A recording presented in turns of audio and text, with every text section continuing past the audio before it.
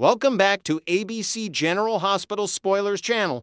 Today, we will learn about the explosive developments happening this Monday, January 5th, as Port Charles finds itself at the center of multiple interconnected scandals that threaten to tear apart some of the town's most prominent families while revealing dark secrets that have been carefully hidden for far too long. The trial continues with high stakes. The courtroom drama surrounding Willow Kane's highly publicized trial is set to resume with unprecedented tension hanging in the air. Before the judge reconvenes the proceedings, Detective Dante Falconeri arranges a crucial meeting with Acting District Attorney Justine Turner, whose confidence radiates through every word she speaks. Turner appears absolutely convinced that victory is within her grasp, making bold declarations that Alexis Davis has essentially sealed her own fate through her courtroom tactics. According to Turner's assessment, Alexis hasn't just compromised her own standing, but has dragged Willow down with her into what appears to be an inescapable legal quagmire. The acting district attorney's swagger suggests she believes the case is all but won, and she seems eager to deliver what she views as justice, though others might call it a vendetta wrapped in legal proceedings. Alexis Davis deploys a risky new strategy. Meanwhile, Alexis finds herself backed into a corner with limited options and mounting pressure from all sides. Drew Kane has been relentlessly pushing her to find a way to exonerate Willow, and his demands have become increasingly urgent as the trial progresses. In response to this pressure and the increasingly dire circumstances, Alexis has decided to implement a completely new courtroom strategy that could either save her client or blow up spectacularly in her face. She's preparing to introduce a mysterious piece of evidence that arrived at her office under suspicious circumstances, an anonymous note delivered by courier that contains explosive allegations. This note makes the stunning claim that Michael Corinthos was spotted at Drew's residence on the fateful night of the shooting, a detail that could completely reshape the entire narrative of the case. Even more intriguing, the note suggests that the formidable Tracy Quartermain witnessed Michael's presence that evening and has been deliberately keeping this information under wraps for reasons known only to her. Jordan's dangerous double game. In another corner of Port Charles, Jordan Ashford appears to be playing an extremely dangerous game that requires nerves of steel and perfect timing. During a conversation with her ex-husband Curtis Ashford, Jordan reveals that she's actually looking forward to her current assignment, but her enthusiasm isn't what Curtis might expect. She confides that she's anticipating the moment when she can finally take Sidwell down, revealing that her cooperation with the criminal mastermind is nothing more than an elaborate undercover operation. After stepping down from her position as deputy mayor, Jordan has been conducting off-the-books intelligence gathering, utilizing her extensive background and expertise as a former D agent to infiltrate Sidwell's organization from within. Her work has already yielded significant results. She's managed to uncover information suggesting that Drew Kane is somehow entangled in Sidwell's schemes. And she's also identified Ezra Boyle as another key player in whatever operation Sidwell is running. However, despite her considerable skills and experience, there remains one crucial piece of the puzzle that continues to elude her. Sidwell's connection to Caesar Faison's latest sinister endeavor remains completely hidden from her view. Laura faces new demands. The pressure on Port Charles' leadership continues to mount as Laura Collins finds herself confronting yet another impossible demand from Sidwell. Her frustration and anger are palpable as she angrily questions what Sidwell could possibly want from her now, having already extracted so much. The scene appears to unfold at the entrance to the mayor's office, and given that Ezra Boyle has established himself as Sidwell's primary messenger to both Laura and Sonny Corinthos, it's highly likely that he's the one delivering this latest ultimatum. Sidwell has managed to gain complete leverage over both Laura and Sonny through an elaborate and devious scheme involving the corpse of Professor Henry Dalton, which was strategically placed in the trunk of Laura's vehicle. Every single element of that incident was carefully orchestrated, from the convenient flat tire that forced Laura to stop, to the mysterious photographer who happened to be perfectly positioned to capture images of her discovering the body, to Sunny's timely arrival to assist her. The entire sequence was a masterfully executed setup designed to give Sidwell unprecedented control over two of Port Charles' most powerful figures. With this leverage, Sidwell has already succeeded in taking over Sunny's lucrative peer operations, and now he's clearly positioning himself to extract even more from his unwilling partners. A troubling family dinner. In what might seem like an oddly casual move for a criminal mastermind, Sidwell and his son Marco Rios have chosen to dine at Bobby's restaurant, a location that carries significant emotional weight for multiple people connected to this tangled web. The choice of venue is particularly interesting and somewhat suspicious given the various connections both Sidwell and Marco have to the establishment. Bobby's holds special significance as the restaurant that was lovingly built by Lucas Jones' late mother, and ownership has now passed to his sister Carly, making it a family legacy. Additionally, Jocelyn Jacks occasionally picks up shifts there as a waitress, and Britt Westburn has taken up residence in one of the apartments located above the restaurant. During this dinner, Sidwell makes a cryptic and somewhat ominous statement to Marco about a particular woman, instructing him to ensure she never forgets what she stands to lose. This comment strongly suggests that Sidwell may be attempting to draw his son deeper into his criminal operations and schemes. The most likely target of this veiled threat appears to be Britt, whom Sidwell recently warned in no uncertain terms that he possesses the power to revoke her access to the experimental treatment protocol for Huntington's disease whenever he chooses, leaving her health and future entirely at his mercy. Kristina's shocking confrontation. Elsewhere in Port Charles, Kristina Corinthos Davis finds herself completely blindsided by information that has just come to light, leading to an explosive confrontation. Her emotions are running high as she angrily demands answers from someone about whether they are actively working to frame her brother Michael for crimes he didn't commit. The setting appears to be in front of distinctive wooden shutter blinds that fold accordion style to open and close, a detail that matches the decor typically found at her mother Alexis' house. This raises several intriguing possibilities about who Kristina might be confronting and what exactly has triggered this intense reaction.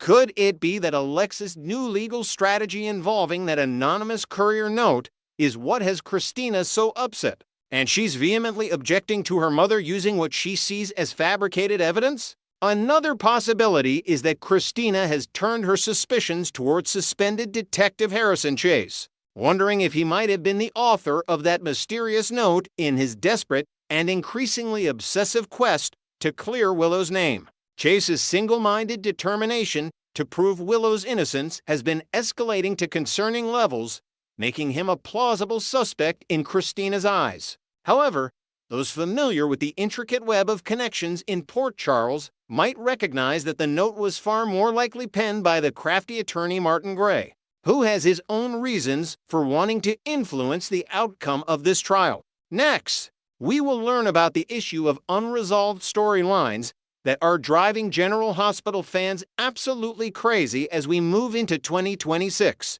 The new year has arrived, bringing with it fresh hope for resolution to numerous dragging plot threads that have overstayed their welcome in Port Charles. Viewers across social media platforms are expressing mounting frustration over these seemingly endless narratives that show no signs of reaching satisfying conclusions anytime soon. The Drew Cain shooting mystery continues. The mystery surrounding Drew Cain's shooting remains one of the most baffling unresolved storylines on General Hospital, leaving fans scratching their heads in confusion and disbelief. What makes this particular storyline especially frustrating is how quickly Drew returned to his manipulative Drufus persona immediately after the incident, as if nothing life-threatening had even occurred. The shooting appeared to be a significant turning point that could have sparked major character development or redemption, but instead it became just another plot device that led nowhere meaningful. The list of potential suspects continues to grow,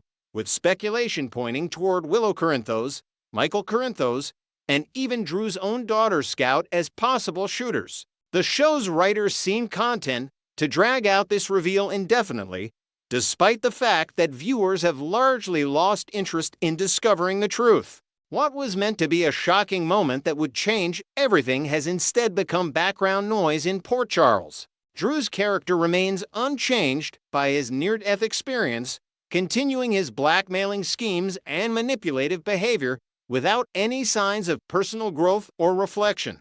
Perhaps the most damning aspect of this storyline is that Drew himself appears completely uninterested in identifying his attacker. Rather than seeking justice or answers, he's weaponizing the shooting incident to gain sympathy and leverage against those who oppose him.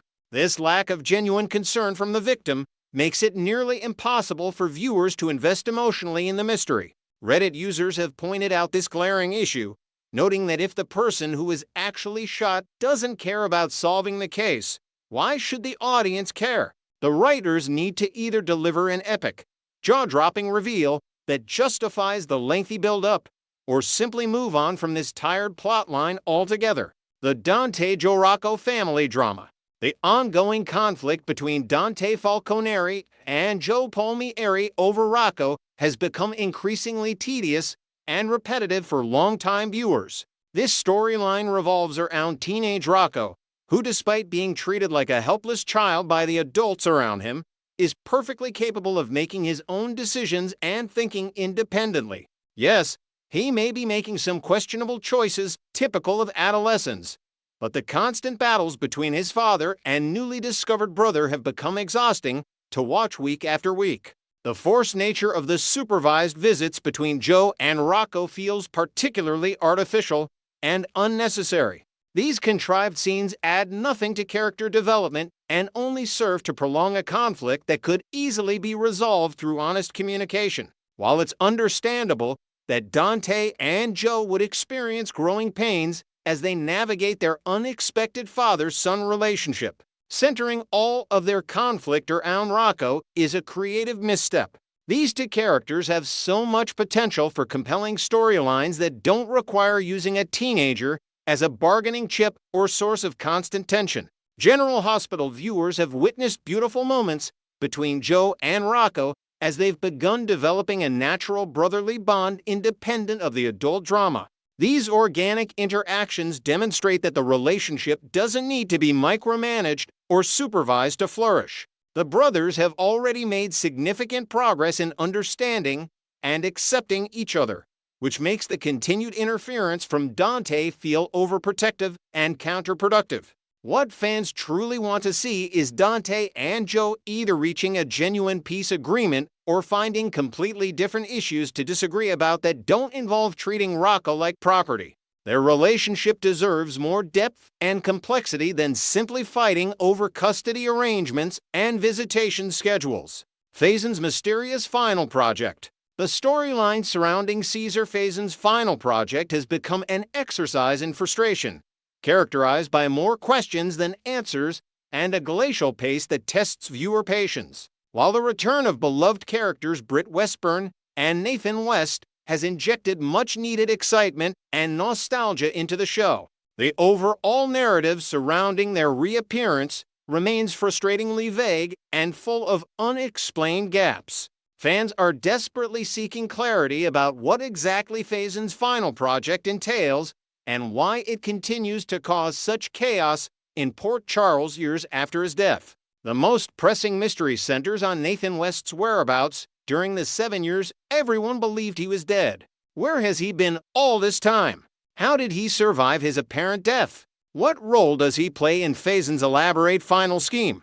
These questions remain unanswered, creating a sense of narrative stagnation that's difficult to overlook. The show has provided tantalizing hints and cryptic clues, but no substantial information that moves the story forward in meaningful ways. Adding to the confusion are the characters of Sidwell and Jack Brennan, who both seem obsessively fixated on obtaining whatever Faison's final project represents. Their extreme reactions and desperate measures suggest something incredibly valuable or dangerous is at stake, yet viewers remain completely in the dark about what makes this project so crucial. The writers need to provide concrete answers and explanations rather than continuing to pile mystery upon mystery without resolution. Fans are hoping that 2026 will finally bring the revelations, motivations, and forward momentum this storyline desperately needs to justify its existence and the screen time it's consumed. The never-ending custody battle. The custody dispute between Michael and Willow Corinthos over their children Wiley and Amelia has dragged on for an absolutely unreasonable length of time, exhausting even the most patient viewers. Michael returned to the show in May 2025, and here we are heading into 2026 still mired in the same custody arguments and legal battles with no end in sight. As one frustrated viewer on X platform perfectly summarized, the timeline has become ridiculous beyond belief. This kind of prolonged conflict becomes stale and repetitive, especially when there's been minimal character development or plot progression to justify the extended storyline. What makes this custody drama even more complicated are the numerous connected storylines that remain unresolved, creating a tangled web of secrets and lies. The truth about Judge Heron being bribed to rule in Willow's favor and subsequently murdered to cover up the corruption has yet to be exposed. This revelation alone would dramatically shift the entire custody landscape and potentially vindicate Michael's concerns about the fairness of the proceedings. Additionally, Willow's disturbing behavior of stalking the social worker Daisy needs to be brought to light, as it demonstrates her willingness to cross ethical and legal boundaries to maintain custody of the children. These loose ends have created a storyline that feels bloated and unnecessarily complicated, with too many spinning plates that all need to come crashing down soon. Viewers need closure on the custody battle itself, the murder investigation, and the various deceptions that have contaminated the entire process. Only by resolving all these interconnected elements can General Hospital move forward with fresh storylines for Michael and Willow that don't revolve around courtroom drama and parenting disputes. Additional unresolved mysteries. Beyond the major storylines already discussed, General Hospital has accumulated several other plot threads that demand resolution in early 2026. Jordan Ashford's employment with Sidwell remains shrouded in mystery, with viewers unclear about her motivations, loyalties, and what exactly she's doing for this shadowy organization. Her involvement seems significant, but has been relegated to background status without proper development or explanation. The penthouse bombing that left Michael Corinthos with severe burns continues to be an unsolved crime. Who planted the explosives? What was their motivation? Was this attack specifically targeting Sonny Corinthos, or was Michael an unintended victim? These questions hang in the air, with no investigation seemingly moving forward to provide answers. This particular storyline feels especially neglected given the serious nature of the crime and its lasting impact on Michael's physical appearance and psychological state. Finally, Drew Kane's restraining orders against everyone Scout loves, particularly her brother Danny Morgan, need to be addressed and lifted. This cruel manipulation is tearing apart Scout's family connections and causing unnecessary pain to a child who's already dealing with complicated family dynamics. Drew's vindictive use of the legal system to isolate his daughter from her support network represents a new low for his character and desperately needs to be challenged and overturned in court. These restraining orders serve no purpose except to demonstrate Drew's willingness to hurt innocent people, including his own child, to maintain control and punish his perceived enemies. Next, we will learn about the shocking developments surrounding Drew Kane's shooting investigation and how two unlikely detectives are about to shake the very foundation of this entire case. The truth is finally emerging from the shadows, and what Trina Robinson and Kai Taylor are about to discover will change everything we thought we knew about that fateful night. The hidden witnesses. The circumstances surrounding Drew Kane's shooting have been shrouded in mystery since that devastating evening. But what many people don't realize is that there were witnesses present who have remained silent until now. Trina Robinson and Kai Taylor found themselves in an impossibly compromising position on the night of the shooting, concealed within the bedroom of the very location where this violent crime took place. The two were there for reasons they've desperately tried to keep private, and their presence in that room has become a secret that weighs heavily on both of their consciences with each passing day. When the gunshots rang out that night, piercing through the silence and sending shockwaves through everyone in the vicinity, Trina and Kai were frozen in fear behind that closed bedroom door. They heard everything unfold in real time, the chaos and confusion that followed, and the desperate attempts to save Drew's life. However, rather than immediately coming forward to the authorities with what they witnessed, the pair made a calculated decision to slip away from the scene undetected, disappearing into the night before anyone could discover they had been there at all. This choice has created a tangled web of complications that threatens to ensnare them both as the investigation continues to intensify.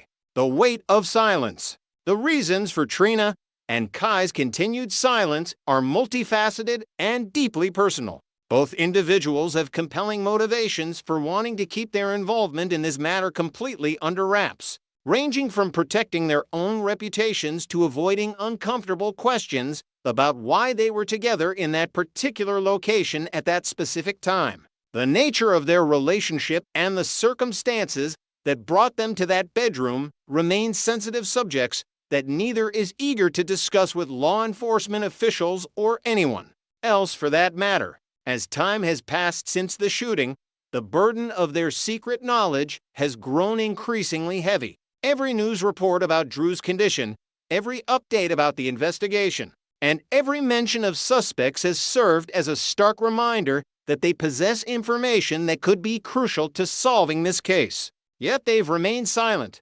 carefully maintaining their distance from the official investigation while privately grappling with the moral implications of their decision to stay hidden. Amateur detectives on the case. Despite their decision to remain anonymous witnesses, Trina and Kai haven't been able to simply walk away from what happened that night. The guilt and curiosity have driven them to conduct their own private investigation into Drew's shooting, operating completely outside official channels.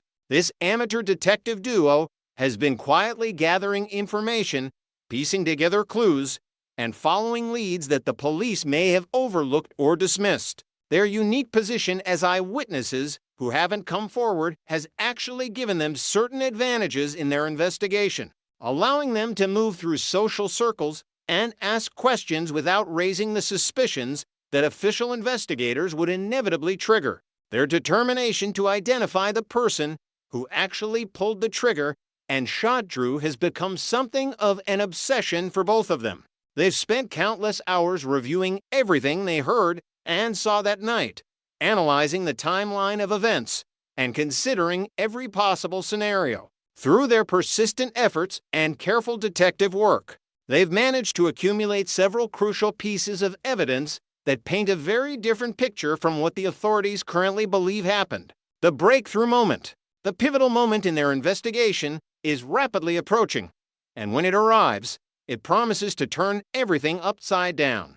Trina and Kai are on the verge of experiencing a stunning revelation that will crystallize all the disparate pieces of information they've been collecting. This breakthrough will come from an unexpected source, a seemingly insignificant detail that suddenly takes on tremendous importance when viewed in the proper context. The realization they're about to have will not only identify Drew's true shooter, but will also expose fundamental flaws in the current understanding of how and why this shooting occurred. What makes this discovery even more explosive is that the evidence they possess has the potential to completely undermine Willow Kane's ongoing trial for Drew's attempted murder. The prosecution has built their entire case around the assumption that Willow pulled the trigger, presenting what they believe is overwhelming evidence of her guilt. However, the information that Trina and Kai have uncovered suggests an entirely different narrative, one that could exonerate Willow or at least cast serious doubt on the charges she's currently facing. The moral dilemma. As the full implications of their discovery begin to sink in, Trina and Kai find themselves confronting an agonizing ethical dilemma. They now possess evidence that could potentially save an innocent person from conviction, but revealing that evidence would necessarily expose their own presence at the scene of the crime. The question of what to do with this information has sparked intense debates between them, with each wrestling with competing obligations and concerns. The surprising twist in this situation is that Trina and Kai may ultimately decide that the best course of action is to do absolutely nothing with the evidence they've gathered. This counterintuitive decision would stem from a complex calculation involving multiple factors, including their desire to protect themselves, their assessment of Willow's actual guilt or innocence, and their evaluation of whether their evidence would truly make a difference in the trial's outcome. The possibility that they might choose silence over justice represents a fascinating moral gray area that will test both characters in profound ways. The ringtone revelation. At the heart of their discovery lies a seemingly trivial detail that will prove to be the key to unlocking the entire mystery: Scout Quartermain's personalized ringtone. This distinctive musical identifier, the gentle melody of Twinkle, Twinkle, Little Star, was heard on the night of the shooting. But its true significance has been misunderstood by everyone involved in the investigation until now. The authorities have been operating under the assumption that Scout was trying to reach her father, Drew, when that ringtone played. But phone records definitively prove that Drew never received any calls from Scout during the crucial time period when the shooting occurred. This discrepancy has puzzled investigators, but they've largely dismissed it as a minor inconsistency rather than pursuing it as a potential lead. However, Trina and Kai are about to stumble upon the explanation that makes everything fall into place. At some point in the near future, they will find themselves in a situation where they overhear Scout attempting to call Willow, and when they hear that unmistakable twinkle, twinkle, little star melody emanating from a phone, the pieces of the puzzle will suddenly snap together with perfect clarity, connecting the dots. The revelation will be stunningly simple, yet profoundly important.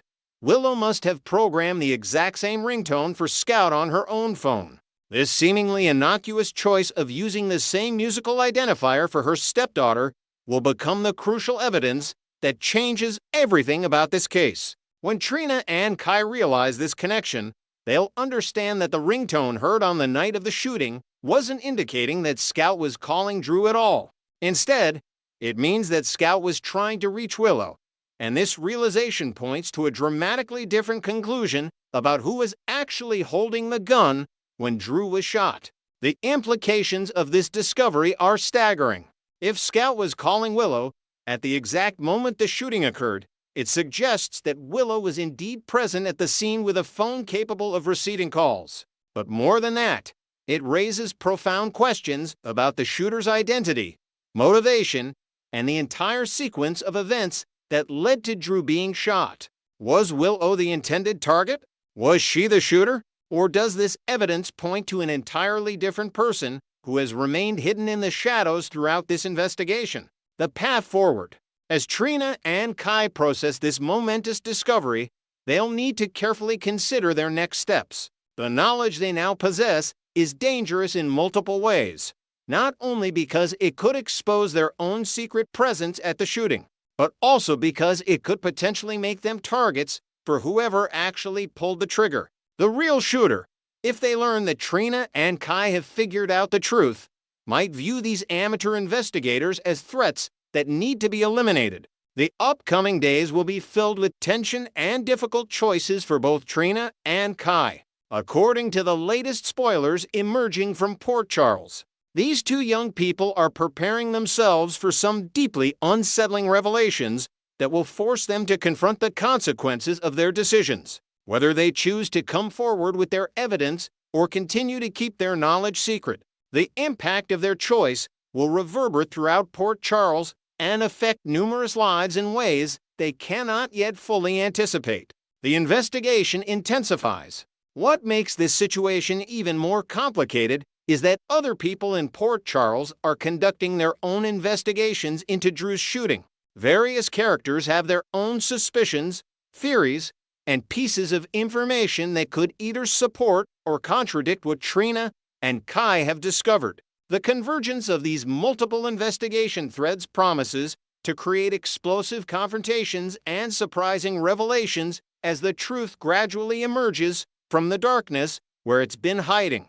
The authorities, despite being hampered by incomplete information and false assumptions, continue to pursue their case against Willow with determination. The prosecution remains confident in their evidence and their theory of the crime, completely unaware that two young people possess information that could demolish their carefully constructed case. This disconnect between official understanding and actual truth creates a ticking time bomb that will inevitably explode when the right catalyst appears. General Hospital spoilers continue to promise earth-shattering developments in this storyline, with Trina and Kai positioned at the absolute center of the storm. Make sure you stay tuned to witness how these two unlikely investigators navigate the treacherous waters ahead, and discover whether they'll find the courage to reveal what they know or whether they'll choose to protect themselves by keeping their explosive secret buried forever. The coming weeks promise drama, suspense, and revelations that will leave Port Charles reeling.